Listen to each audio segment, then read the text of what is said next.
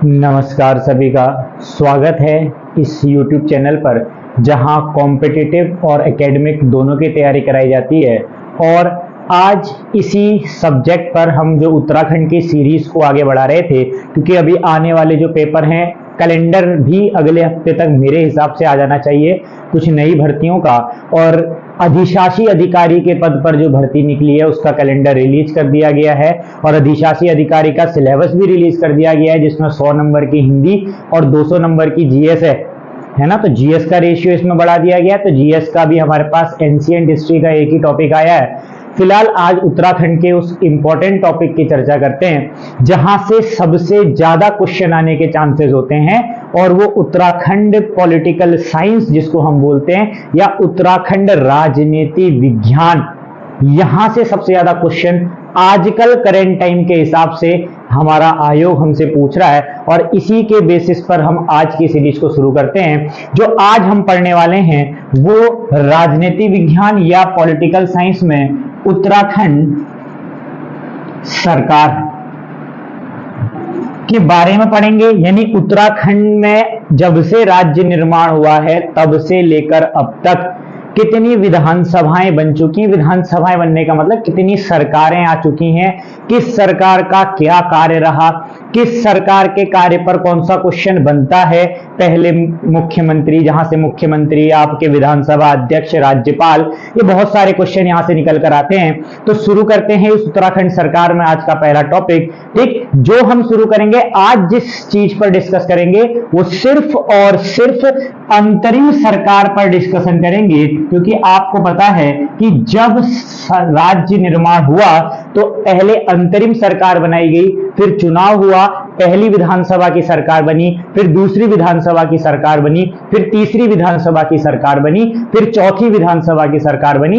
लेकिन इन सभी सरकारों को एक एक विधानसभा के हिसाब से हम पढ़ेंगे, लेकिन शुरुआत हम करेंगे अंतरिम सरकार से। पहले अंतरिम सरकार क्या होता है? तो अंतरिम सरकार कहने का मतलब है जहां पर ऐसी सरकार चुनी जाती है, इसको इंटरिम या प्रोविजनल गवर्नमेंट भी बोलते हैं। कहने का मतलब है ऐसी सरकार जो बिना किसी निर्वाचन के बनी होती है, यानी इसमें जनता के द्वारा वोट नहीं दिया गया होता है। ठीक, ऐसी सरकार को अंतरिम सरकार कहा जाता है। और उत्तराखंड में भी शुरुआती चरण में अंतरिम सरकार बनी थी, जिसका समय है 9 नवंबर 2000, जिस दिन राज्य गठित हुआ, और तब से लेकर 1 मार्च 2002 तक, 9 नवंबर 2000 से 1 मार्च 2002 तक उत्तराखंड में अंतरिम सरकार का शासन चला था। अंतरिम सरकार कहने का मतलब है ऐसी सरकार जहां पर, या जिस सरकार को हमारी जनता ने नहीं चुना था। तो शुरू करते हैं कि इस अंतरिम सरकार से क्या क्या क्वेश्चन आएंगे। सबसे पहला क्वेश्चन तो यही आ गया कि इसका समय काल कब तक चलता है। तो 9 नवंबर 2000 से 1 मार्च 2002 तक हमारी अंतरिम सरकार का समय काल है। टाइम पीरियड पढ़ना क्यों जरूरी है? क्योंकि पटवारी के पिछले पेपर में त्रिवेंद्र रावत, ठीक, सॉरी तीरथ सिंह रावत, त्रिवेंद्र रावत भी नहीं, तीरथ सिंह रावत का जो समय काल है, कितने टाइम के लिए मुख्यमंत्री रहे थे, वो पूछा गया था। तो अंतरिम सरकार का भी एक बार कभी क्वेश्चन आया था कि नित्यानंद स्वामी का समय काल क्या था। तो फिलहाल 9 नवंबर 2000 से 1 मार्च 2002 तक उत्तराखंड में कैसी सरकार का शासन रहा? अंतरिम सरकार का शासन रहा। इसके बाद पहली विधानसभा सरकार, या जिसको पहली निर्वाचित सरकार कहते हैं, उसको भी पढ़ेंगे। फिलहाल अंतरिम सरकार पर समझते हैं। ठीक, इसको पढ़ने से पहले कुछ चीजों की तरफ चर्चा करेंगे।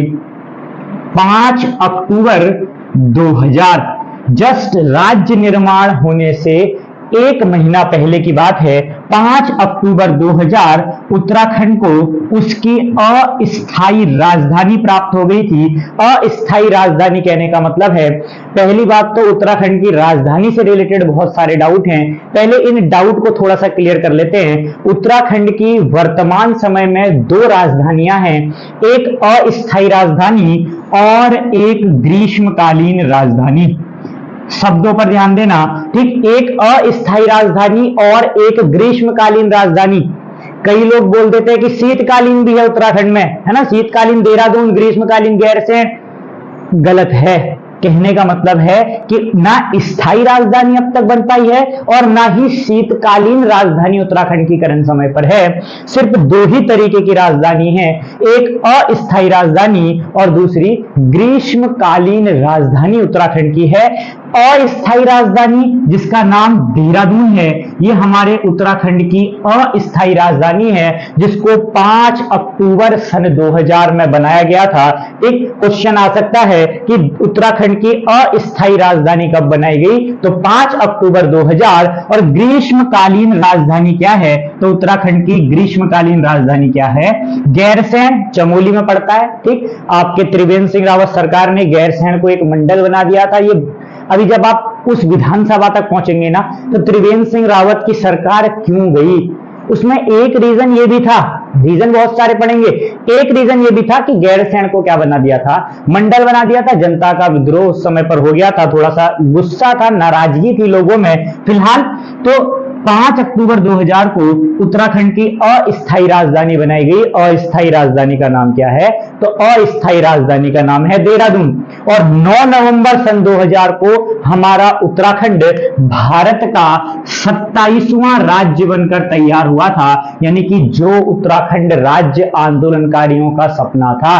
राज्य आंदोलनकारियों के बारे में पढ़ेंगे, प्लस उत्तराखंड आंदोलन में किस तरीके से इसने भूमिका निभाई, स्वतंत्रता आंदोलन में किस तरीके से भूमिका निभाई, सब चीज को पढ़ेंगे। फिलहाल सरकार पर चर्चा करते हैं। तो 27वां राज्य उस समय पर उत्तराखंड बना था और 5 अक्टूबर 2000 को देहरादून को इसकी कैसी राजधानी बना दी गई थी, अस्थायी राजधानी बना दी गई थी। यानी जब अंतरिम सरकार चुनी गई तो 9 नवंबर 2000 से पहली अंतरिम सरकार, ठीक, ये कैसी अंतरिम सरकार है, तो ये है आपकी पहली अंतरिम सरकार। और इस पहली अंतरिम सरकार का टाइम पीरियड याद रखना है, 9 नवंबर सन 2000 से आपका 30 अक्टूबर सन 2001 तक पहली अंतरिम सरकार बनी थी। और दूसरी अंतरिम सरकार, ठीक, दूसरी अंतरिम सरकार का जो टाइम पीरियड है ये आपका 30 अक्टूबर 2001 से, ठीक, आपका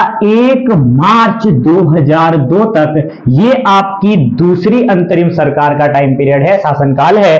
दोबारा समझ लेना, पहली अंतरिम सरकार कब बनी, तो पहली अंतरिम सरकार राज्य गठन के साथ ही आपका हाईकोर्ट भी बन गया था, सरकार भी बन गई थी।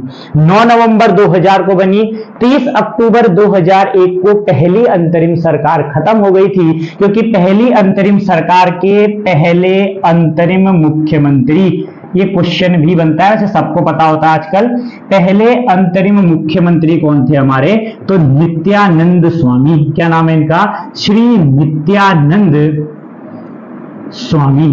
ठीक, तो पहली अंतरिम सरकार के या उत्तराखंड के पहले अंतरिम मुख्यमंत्री, प्रोविजनल मुख्यमंत्री के रूप में किसको जाना जाता है, नित्यानंद स्वामी, जिन्होंने 9 नवंबर 2000 से 30 अक्टूबर 2001 तक शासन किया था। और दूसरी अंतरिम सरकार के जो दूसरे अंतरिम मुख्यमंत्री, क्योंकि उत्तराखंड में 2 अंतरिम मुख्यमंत्री रहे हैं, ठीक, तो दूसरे अंतरिम मुख्यमंत्री थे आपके भगत सिंह कोश्यारी। क्या नाम है इनका, भगत सिंह कोश्यारी। यहां पर ध्यान देने वाली बात है, हमारे उत्तराखंड की जो अंतरिम सरकार जो बनी थी 9 नवंबर 2000 से 1 मार्च 2002 तक, इस शासनकाल में, इस टाइम पीरियड पर 2 मुख्यमंत्री हमारे बनाए गए थे। पहले अंतरिम मुख्यमंत्री आपके जो थे पहली विधानसभा के, ठीक, पहले अंतरिम मुख्यमंत्री नित्यानंद स्वामी, और दूसरे अंतरिम मुख्यमंत्री कौन थे आपके, भगत सिंह कोश्यारी, जिनका टाइम पीरियड 30 अक्टूबर 2001 से 1 मार्च 2002 तक चला था। और 5 अक्टूबर 2000 को उत्तराखंड की कैसी राजधानी बना दी गई थी, अस्थायी राजधानी बना दी गई थी। और उत्तराखंड में 2 राजधानी है, अस्थायी और ग्रीष्मकालीन। ठीक, अब आगे बढ़ते हैं। तो दूसरी अंतरिम सरकार के इतने महत्वपूर्ण कार्य नहीं, हम पूरे इन दोनों के शासनकाल को, नित्यानंद स्वामी और भगत सिंह कोश्यारी के शासनकाल को हम अंतरिम सरकार में ही पढ़ेंगे। ये फिलहाल इस चैप्टर का भी बेस तैयार हो रहा है। आगे बढ़ते हैं, कहानी को आगे बढ़ाते हैं।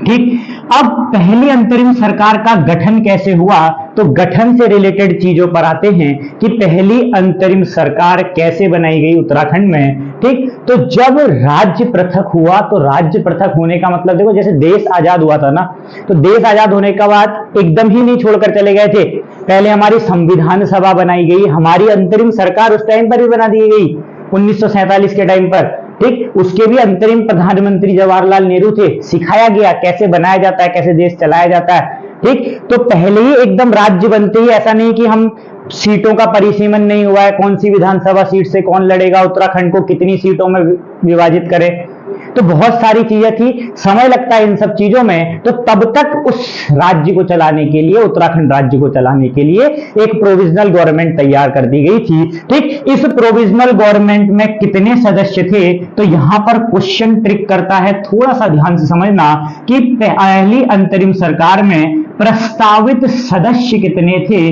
तो प्रस्तावित सदस्य कितने थे, 31 सदस्य प्रस्तावित थे। यहां पर समझने वाली बात है, क्वेश्चन क्या कहता है कि अंतरिम सरकार कितने सदस्यों से बनी है, तो अंतरिम सरकार का जो गठन है वो कितने सदस्यों से हुआ है, तो वो 30 सदस्यों से हुआ है। लेकिन कहेगा प्रस्तावित सदस्य कितने थे, तो 31 प्रस्तावित सदस्य थे। लेकिन जब सरकार बनाने की बात आई थी तो एक सदस्य का समयकाल, टाइम पीरियड खत्म हो रहा था, और खत्म होने की वजह से उसको वहां से निष्कासित कर दिया गया, और जो प्रस्तावित सदस्य 31 थे वो कितने रह गए, हमारे 30 रह गए। दोबारा समझ लेना, प्रस्तावित सदस्य में से जो 31 सदस्य थे, इस 31 में जो है एक सदस्य का समय पीरियड, टाइम पीरियड जो है खत्म होने वाला था, इसीलिए कितने सदस्य हमारे बनाए गए, 30 सदस्य बनाए गए, जिसमें से 22 जो है ये विधानसभा के सदस्य थे और 8 जो है विधान परिषद के सदस्य थे। दोबारा समझ लेना, ये विधानसभा के सदस्य थे और ये 8 कहां के सदस्य थे, विधान परिषद, लेजिस्लेटिव असेंबली और लेजिस्लेटिव काउंसिल, ठीक। लेजिस्लेटिव असेंबली और लेजिस्लेटिव काउंसिल में डिफरेंस होता है। करंट टाइम पर उत्तराखंड में विधान परिषद जैसा कॉन्सेप्ट नहीं है, लेकिन पहली अंतरिम सरकार में विधान परिषद के सदस्य थे। क्यों थे, इसीलिए थे क्योंकि चुनाव नहीं हुआ है, सीटों का परिसीमन नहीं हुआ है, खाली हमें अंतरिम सरकार बनानी है। और अभी पूरे देश में हर राज्य में विधान परिषद नहीं है, लेजिस्लेटिव काउंसिल हर जगह नहीं, लेकिन असेंबली मिल जाएगी आपको, ठीक। अब विधान परिषद क्यों नहीं है, इसके पीछे भी एक बार पटवारी में क्वेश्चन ये भी पूछा गया था कि विधान परिषद किस क्राइटेरिया से बनती है, क्या क्या चीजों की जरूरत होती है विधान परिषद किसी राज्य को बनाने के लिए। तो इसमें समझना कि पहला स्टेप जो होता है विधान परिषद का, पहला स्टेप कि कैसे आप विधान परिषद बनाएंगे, इसको 2 स्टेप में समझते हैं, पहला स्टेप और दूसरा स्टेप। अभी आपको समझ में आ जाएगा कि उत्तराखंड में करंट टाइम पर क्यों नहीं विधान परिषद, ठीक। पहली चीज है कि जितनी भी विधानसभा सीटें किसी राज्य में हैं, ठीक, उनका 1/3% या 1/3 कहो, प्रतिशत नहीं, 1/3 होना चाहिए, 1/3 सदस्य होने चाहिए। कहने का मतलब है जितनी विधानसभा सीटें हैं आप उसका 1/3 कर दो, और 1/3 की जो संख्या आ रही है ये कितने से ज्यादा आनी चाहिए, 40 से ज्यादा आनी चाहिए, और तब जाकर किसी भी राज्य में क्या बनेगी, विधान परिषद बनाई जाएगी, वरना नहीं बनाई जाएगी। फॉर एग्जाम्पल इसको प्रूफ करके देखते हैं उत्तराखंड में क्यों नहीं है। मान लेते हैं अभी उत्तराखंड की वर्तमान समय में सीट कितनी है, 70 विधानसभा सीट है, वैसे 71 थी, एक एंग्लो इंडियन की सीट को अभी हटा दिया गया है अमेंडमेंट करके, ठीक। 70 है, थोड़ा कैलकुलेशन आसान करने के लिए, अपने समझने के लिए इसको 72 बना लेते हैं, ठीक। मान लेते हैं कि उत्तराखंड में कितनी विधानसभा सीटें हैं, 72 विधानसभा सीटें हैं। अब इन 72 विधानसभा सीटों का हमें पहला स्टेप करना है, 1/3 निकालना है। इन 72 विधानसभा सीटों का 1/3 निकालेंगे तो आंसर आ जाएगा 24, यानी कि 24 सीटें निकल कर आती हैं। क्या ये 24 सीटें 40 से ज्यादा हैं? तो ये 24 सीटें 40 से ज्यादा नहीं है, इसलिए उत्तराखंड में विधान परिषद नहीं है। दोबारा समझ लेना विधान परिषद का क्या कॉन्सेप्ट होता है। तो विधान परिषद तभी किसी राज्य में बनाई जाती है जब उसके यहां जितनी विधानसभा सीटें हैं उसका 1/3 निकालने पर उन सीटों की संख्या 40 से ज्यादा आनी चाहिए। और उत्तराखंड में 72 अगर मानोगे, ये 2 बढ़ाकर भी मानोगे तो 24 आता है, और 24 40 से ज्यादा नहीं है, इसलिए उत्तराखंड में विधान परिषद जैसा कोई भी कॉन्सेप्ट नहीं है। इसीलिए उत्तराखंड में करंट टाइम पर विधानसभा के ही चुनाव होते हैं, और विधान परिषद का चुनाव मोस्ट इंपॉर्टेंट होता है कि कौन कौन से मेंबर विधान परिषद के चुनाव में हिस्सा लेते हैं। तो ये जब विधान परिषद पॉलिटिकल साइंस में पढ़ेंगे, कॉन्स्टिट्यूशन में पढ़ेंगे, वहां पर इसको देखेंगे। फिलहाल अभी इसको यहां पर इतना ही रखते हैं। तो पहली अंतरिम सरकार में 22 सदस्य विधानसभा के थे और 8 विधान परिषद के थे, तो कुल मिलाकर 30 सदस्य थे, जिसमें 23 सदस्य बीजेपी के थे, और बीजेपी ने पहली अंतरिम सरकार का गठन किया था।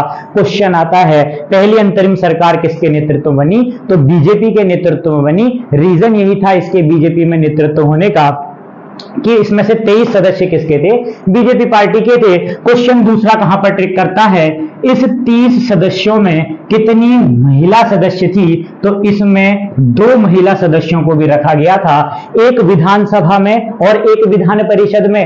पहली अंतरिम सरकार में 2 वुमेन कैंडिडेट थी, एक लेजिस्लेटिव असेंबली में और एक लेजिस्लेटिव काउंसिल में। विधानसभा में जो आपकी महिला सदस्य थी उनका नाम है इंदिरा हृदय। उत्तराखंड राजनीति में इनका बहुत बड़ा नाम है, कांग्रेस पार्टी से बिलोंग करती हैं इंदिरा हृदय। और दूसरा नाम था निरुपमा गौड़, ये क्वेश्चन पूछा जाता है, इंपॉर्टेंट है निरुपमा गौड़ पर क्वेश्चन।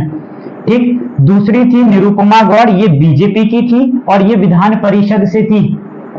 ठीक, ये विधान परिषद की सदस्या थी और ये विधानसभा। दोबारा समझना, अभी क्या इंपॉर्टेंट चीज पर डिस्कशन चल रहा है कि पहली अंतरिम सरकार में 30 सदस्यों के द्वारा चुनी गई थी, बीजेपी की मेजॉरिटी थी तो उसने सरकार बनाई। इस 30 सदस्यों में 2 महिला सदस्यों को भी शामिल किया गया था, जहां से क्वेश्चन आता है कितनी महिला सदस्य थी, तो 2 महिला सदस्य थी, एक इंदिरा हृदय जो विधानसभा की सदस्य थी, एक निरुपमा गौड़ जो विधान परिषद की थी। डिफरेंस पार्टी का नाम इसलिए लिखा है क्योंकि ये आगे डिफरेंस बनेगा। बीजेपी की थी निरुपमा गौड़ और कांग्रेस की थी आपकी इंदिरा हृदय।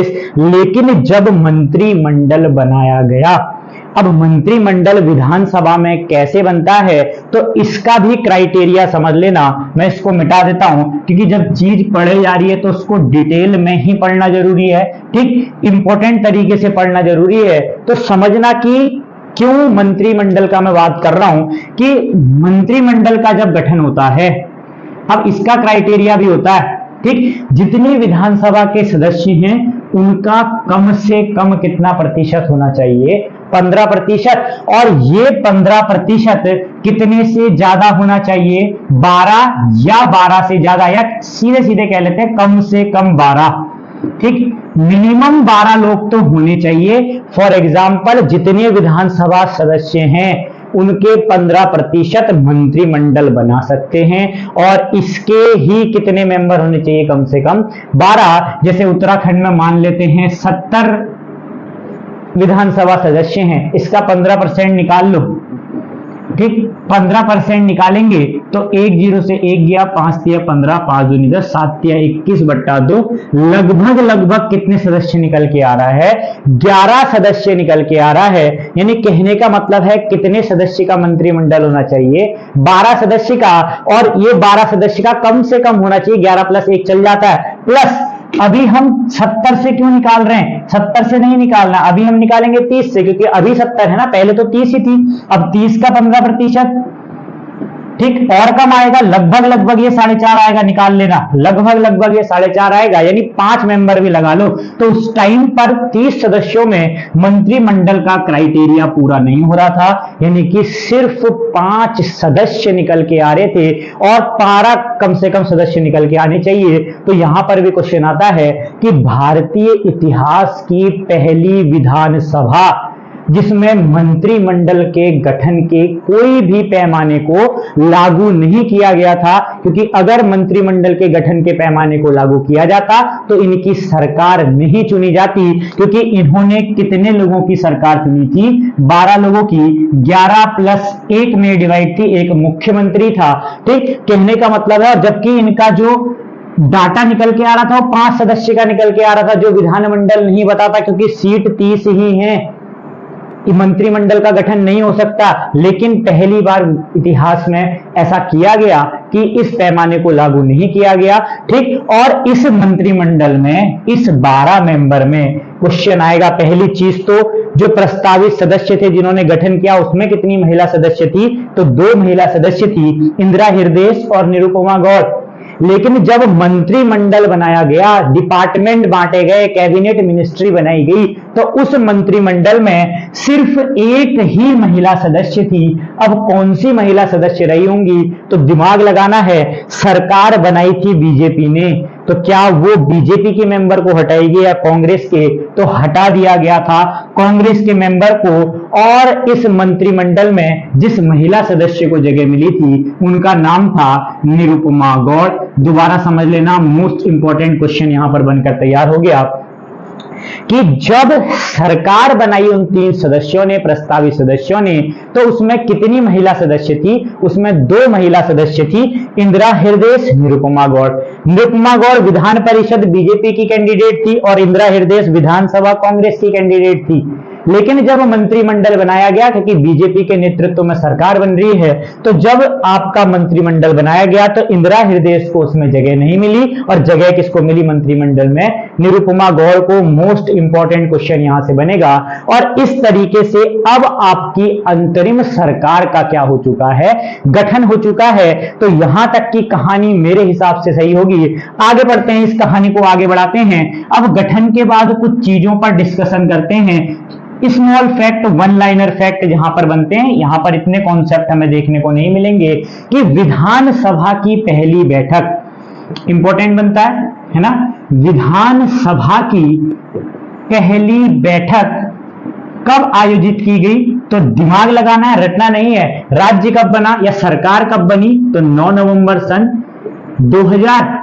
अब विधानसभा की पहले भी बैठक तो करनी पड़ेगी ना, जल्दी करनी पड़ेगी, तो नवंबर के महीने में ही की गई थी। 28 नवंबर सन 2000 को उत्तराखंड में विधानसभा की पहली बैठक की गई थी। अब बैठक की गई है तो मान लो हमने जितने लोगों को चुना है, अब इनके साथ एक मीटिंग होनी है, और आपको पता है विधानसभा की जो मीटिंग है उसको हेड करने का काम किसका होता है? विधानसभा अध्यक्ष का होता है। लेकिन क्या अभी निर्वाचित सरकार बनी है? तो निर्वाचित सरकार नहीं बनी है, अंतरिम सरकार ही आप पढ़ रहे हो। तो विधानसभा अध्यक्ष भी कैसा होगा हमारा? अंतरिम विधानसभा अध्यक्ष होगा, जिसको आप बोलोगे पहला अंतरिम विधानसभा अध्यक्ष। किसको बनाया गया था? तो पहला अंतरिम विधानसभा अध्यक्ष माननीय प्रकाश पंत, जो भाजपा पार्टी के थे, इनको पहला अंतरिम विधानसभा अध्यक्ष बनाया गया था। क्वेश्चन यहां पर क्लियर करना। इससे पहले एक क्वेश्चन पूछा जाता है प्रोटेम स्पीकर, या इसको कह लो प्रोटेम अध्यक्ष, ठीक है, या मैं इसको बोलूंगा अस्थायी अध्यक्ष। प्रोटेम स्पीकर को और क्या भी बोल सकते हैं? अस्थायी अध्यक्ष। ये इंपॉर्टेंट क्वेश्चन है प्रोटेम स्पीकर वाला। अब ध्यान समझना कि विधानसभा की अगर पहले बैठक हो गई है तो क्या पहली ही बैठक में लोग अपने अध्यक्ष को चुन लेंगे? मान लो आप पहली बैठक करने आए हो, आप 20 लोगों को बुलाया, तो 20 लोग क्या एक साथ ही पहली बता देंगे आते ही कि ये हमारा अध्यक्ष है? यानी कि एक मीटिंग होगी, वोटिंग होगी, उसके बाद ही तो विधानसभा अध्यक्ष चुना जाएगा। लेकिन शुरुआत में किसे अस्थायी अध्यक्ष बनाए विधानसभा का कुछ समय के लिए, यानी कि जब तक आपका विधानसभा का अध्यक्ष नहीं चुना जाता तब तक जो उस अध्यक्ष की भूमिका को निभाता है उसे प्रोटेम स्पीकर या अस्थायी अध्यक्ष कहते हैं। दोबारा समझ लेना, जब तक विधानसभा अध्यक्ष का चुनाव नहीं होता तब तक इस अध्यक्ष की पोस्ट को जो अस्थायी अध्यक्ष निभाता है उसे प्रोटेम स्पीकर कहा जाता है। और पहली अंतरिम सरकार के पहले pro tem speaker, most important question है, पहले प्रोटेम स्पीकर थे काजी मोहम्मद मोइनुद्दीन। क्या नाम है इनका? काजी मोहम्मद मोहिउद्दीन, और ये वर्तमान में मंगलोर सीट से जीत रहे हैं, मंगलोर सीट से लड़ते हैं। ठीक, फिलहाल उस टाइम के ये पहले प्रोटेम स्पीकर थे, पहले काजी मोहम्मद मोहिउद्दीन को बनाया गया था, और इसी के बाद काजी मोहम्मद मोहिउद्दीन के बाद चुनाव कराया गया था, और पहले अंतरिम विधानसभा अध्यक्ष कौन बनाए गए थे? प्रकाश पंत बनाए गए थे। दोबारा यहां के कॉन्सेप्ट को समझ लेना, यहां पर थोड़ा सा कंफ्यूजन हो सकता है। ठीक, कि जब विधानसभा की बैठक बैठी है तो एकदम अध्यक्ष का चुनाव नहीं होता। अब अध्यक्ष का चुनाव नहीं है तो कोई अस्थायी अध्यक्ष रहा होगा, जब तक अध्यक्ष नहीं है तो उसी को प्रोटेम स्पीकर बोलते हैं, और प्रोटेम स्पीकर पहली सरकार के या पहला प्रोटेम स्पीकर अंतरिम, जिसको हम बोलते हैं काजी मोहम्मद मोहिउद्दीन, और पहले अंतरिम विधानसभा अध्यक्ष प्रकाश पंत, और पहले अंतरिम मुख्यमंत्री नित्यानंद स्वामी, और पहले राज्यपाल, राज्यपाल अंतरिम नहीं होता। ठीक, राज्यपाल अंतरिम निर्वाचित नहीं होता, पहला है तो पहला है। ठीक, और पहले राज्यपाल रहे हमारे सुरजीत सिंह बरनाला। क्या नाम है इनका? सुरजीत सिंह बरनाला। यानी यहां तक की कहानी समझ में आनी चाहिए। पहली चीज कि अब तक हम क्या पढ़ के आए हैं, थोड़ा सा अंतरिम सरकार पर डिस्कशन करते हैं, एक क्विक रिवीजन करते हैं कि 9 नवंबर 2000 से 1 मार्च 2002 तक आपकी अंतरिम सरकार चली, जिसमें 2 अंतरिम मुख्यमंत्री रहे, पहले नित्यानंद स्वामी, दूसरे भगत सिंह कोश्यारी। 31 सदस्य प्रस्तावित थे, लेकिन 30 सदस्यों का ही चुनाव कराया गया, क्योंकि एक का टाइम पीरियड पूरा हो गया था। इस 30 में 23 जो मेंबर थे वो बीजेपी के थे, इसलिए अंतरिम मुख्यमंत्री बीजेपी पार्टी के बनाए गए। ठीक, 2 महिला सदस्य थी, इंदिरा हृदयेश, निरुपमा गौड़। इंदिरा हृदयेश कांग्रेस की और निरुपमा गौड़ बीजेपी की। लेकिन जब मंत्रिमंडल गठित करने की बात आई तो उस मंत्रिमंडल में पहले जिस महिला को जगह मिली वो निरुपमा गौड़ थी, क्योंकि सरकार किसकी थी? बीजेपी की थी। और पहली विधानसभा के जो अध्यक्ष थे, अंतरिम अध्यक्ष प्रकाश पंत। अंतरिम शब्द ध्यान रखना, अंतरिम कहने का मतलब सरकार चुनी नहीं गई, निर्वाचित अध्यक्ष दूसरे रहेंगे। ठीक है, और पहले प्रोटेम स्पीकर अस्थायी अध्यक्ष Kazi Mohammad Mohiuddin. Most important question है ये।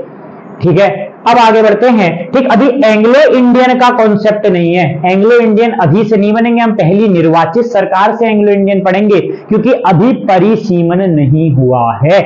आगे बढ़ते हैं, जहां से अब सबसे ज्यादा क्वेश्चन या कह लो अंतरिम विधानसभा का एक आखिरी टॉपिक, इसके बाद पहली निर्वाचित सरकार ही शुरू होगी आपकी। तो अंतरिम सरकार के कार्य, हर एक चीज में हम यही चीज पढ़ेंगे। पहले उसका टाइम पीरियड क्या था, मुख्यमंत्री कौन, राज्यपाल कौन, प्रोटेम स्पीकर, स्पीकर, और लास्ट में उस सरकार के कार्य पढ़ने के बाद सरकार को क्या कर देंगे, खत्म कर देंगे। तो अंतरिम सरकार में 2 महत्वपूर्ण कार्य हुए, दोनों को यहां पर समझना है।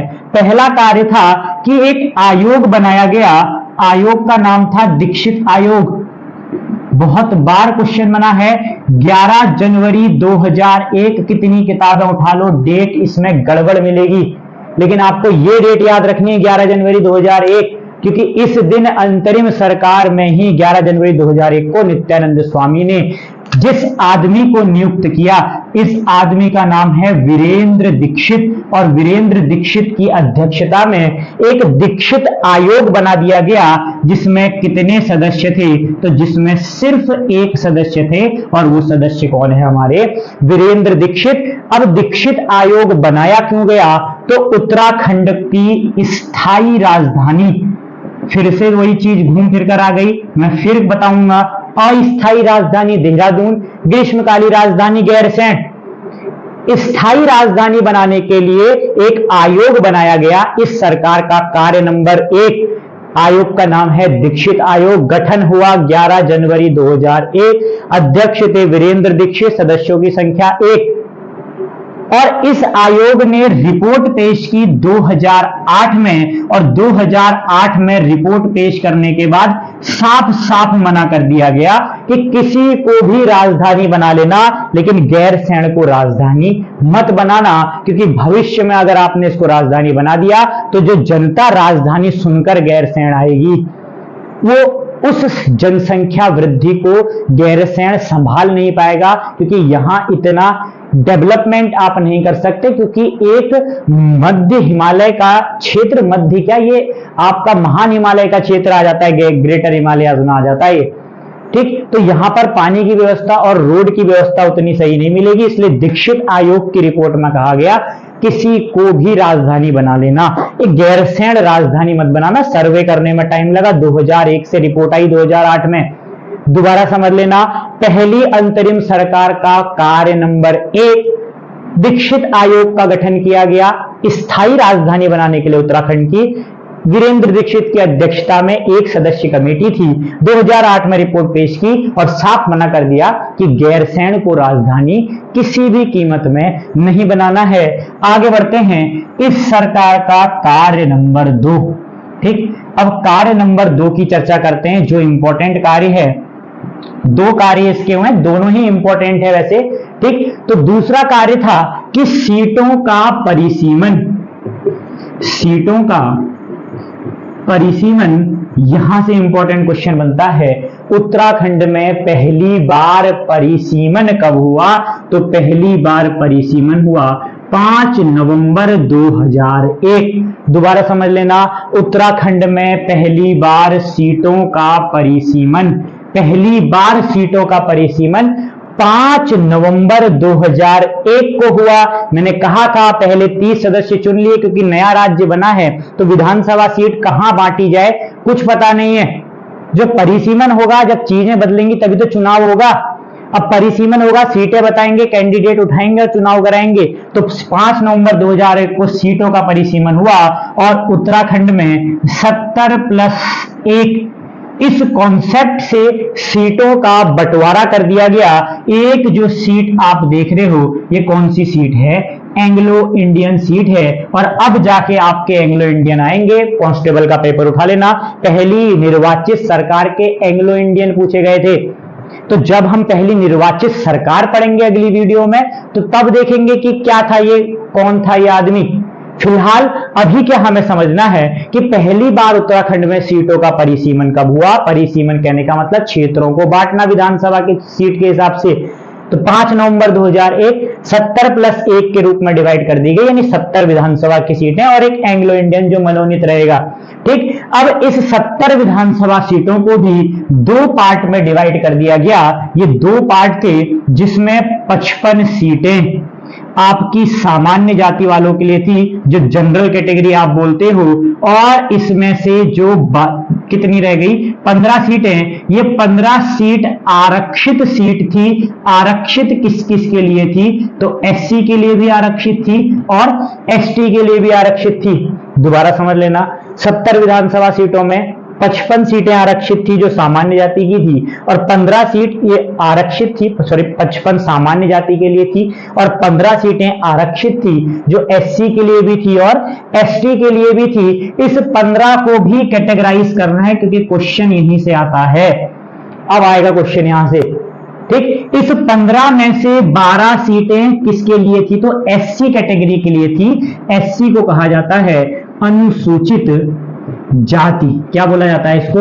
अनुसूचित जाति, यानी इसको आप बोलते हो शेड्यूल कास्ट। एससी 12 सीटें, और 3 सीटें किसके लिए थी? तो 3 सीटें एसटी के लिए थी, जो बोलते हो आप अनुसूचित जनजाति, शेड्यूल ट्राइब्स। बहुत लोगों को डाउट होता है, अभी चिल्लाने लगेंगे। 12 सीटें थी, 13 एससी के लिए, 2 एसटी के लिए, 2 एसटी की सीट नानकमत्ता और चक्राता। ये दूसरे परिसीमन की बात कर रहे हो, दूसरा परिसीमन नहीं होता। अभी हम पढ़ रहे हैं पहला परिसीमन, जो कहीं बहुत रेयरली आपको देखने को मिलेगा। सीधे पढ़ा देते हैं 70 सीट, और इसको डिवाइड भी, कैटेगराइज भी कैसे करते हैं? पहले परिसीमन को मैंने जितना देखा है 70, 55 किया, इसको 15 कर दिया, यहां तक ठीक है। इसके बाद 12 और 3 कर देते हैं, सॉरी 13 और 3 2। दोबारा समझना, 13 और 2 में कैटेगराइज कर लेते हैं। 13 एससी, 2 एसटी, और 2 एसटी में एक नानकमत्ता, एक चक्राता। तो ये गलत है, ठीक। पहला परिसीमन 70 सीटों पर हुआ था, सही है। 55 सामान्य जाति के लिए आरक्षित थी, सही है।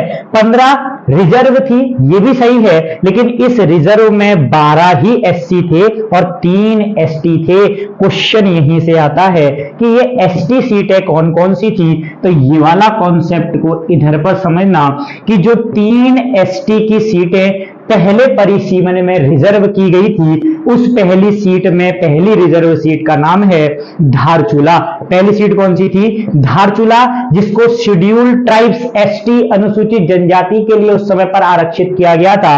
दूसरी सीट खटीमा सीट थी, जिसको उस टाइम पर आरक्षित किया गया था। और तीसरी सीट कौन सी थी? चक्राता थी। मोस्ट इंपॉर्टेंट क्वेश्चन यहां से बनेगा कि 3 एसटी की आरक्षित जो सीट थी पहले परिसीमन में, उस पहले परिसीमन में इस 3 एसटी में से एक धारचूला के लिए आरक्षित थी, एक खटीमा के लिए आरक्षित थी और तीसरी किसके लिए आरक्षित थी? चक्राता के लिए। और जब दूसरा परिसीमन हुआ था 2008 में, उस दूसरे परिसीमन, जब आप तीसरी विधानसभा सरकार को पढ़ोगे, ठीक है, दूसरी विधानसभा सरकार, सॉरी इसके हिसाब से तीसरी चलेगी, तब दूसरा परिसीमन जब पढ़ोगे तब देखोगे कि ये 3 सीटों को चेंज करके 2 बना देंगे, एक नानंगमत्ता फिर चक्राता, क्योंकि धारचूला और खटीमा को हटा दिया जाएगा शेड्यूल्ड ट्राइब्स की कैटेगरी से। आ रही बात समझ में? और वहां बहुत नई सीटें भी जोड़ी जाती है जिनको काटकर बनाया जाता है। क्यों बनाया जाता है? क्योंकि पहले परिसीमन में 36 सीटें पहाड़ी क्षेत्र से हैं, ये लगा लेना इंपॉर्टेंट यहां पर, और 34 सीटें मैदानी क्षेत्र में बांटी गई हैं। इस 70 में 36 पहाड़ी क्षेत्र से और 34 मैदानी क्षेत्र से। और पहाड़ी क्षेत्र से होने का घाटा क्या है कि पहाड़ी क्षेत्र में रहने वाले लोगों की संख्या कम होती है और सीटें ज्यादा बांट दी और गड़बड़ होगी, और मैदानों में संख्या ज्यादा और सीटें कम। तो जब दूसरा परिसीमन होगा तो ये रेशियो हटाया घटाया बढ़ाया जाएगा। आप देखोगे 6 सीटें उड़ा दी जाएंगी। क्वेश्चन वहीं से बनेगा कि इन 6 सीटों पर कैसे किया जाएगा सब चीज।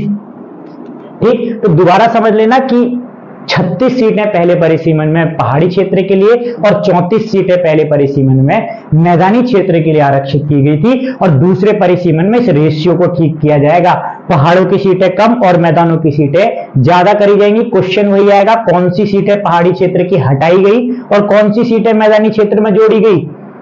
ठीक, वो बात की बात रहेगी। फिलहाल इन 3 अनुसूचित जनजाति की सीटों में एक धारचूला, एक खटीमा और चक्राता, ये 2008 तक एसटी के लिए आरक्षित रही सीट हैं। तो इस विधानसभा के 2 कार्य, एक दीक्षित आयोग बनाया गया स्थायी राजधानी बनाने के लिए, और दूसरा आपका पहली बार सीटों का क्या हुआ? परिसीमन हुआ। और इस परिसीमन में 70 सीटें बनाई गई, 55 सामान्य जाति के लिए और 15 आरक्षित कर दी, जिसमें 12 अनुसूचित जाति के लिए, 3 अनुसूचित जनजाति के लिए। धारचूला, खटीमा, चक्राता ये अनुसूचित जनजाति की सीटें रहेंगी। फिलहाल आगे बढ़ते हैं। अब आखिरी इसमें पढ़ेंगे कि जब पूरा सीटों का परिसीमन हो गया तो पहली बार विधानसभा चुनाव, ठीक, पहली बार उत्तराखंड में विधानसभा चुनाव, यानी अब निर्वाचित सरकार बनने जा रही, क्योंकि अंतरिम सरकार का कार्य पूर्ण हो रहा है, जिसके लिए बनाई गई थी, परिसीमन हो चुका है, अब कैंडिडेट उठाए जाने। तो चुनाव होता है 14 फरवरी 2002 को उत्तराखंड में चुनाव कराया जाता है। और पहला विधानसभा का चुनाव इसको बोलते हैं। बाद में मार्च का महीना आता है, सरकार बन जाती है। और सरकार किसकी बनती है तो अगले में देखेंगे, अगली वीडियो में पढ़ेंगे। पहली निर्वाचित सरकार या पहली विधानसभा सरकार उसको बोलेंगे, पहली विधानसभा बोलेंगे, जिसमें और नए कॉन्सेप्ट आएंगे। फिलहाल ये अंतरिम सरकार के कॉन्सेप्ट में इतना ही था और यहां से बहुत सारे क्वेश्चन हमारे बनते हैं। तो आज की वीडियो में इतना ही। धन्यवाद।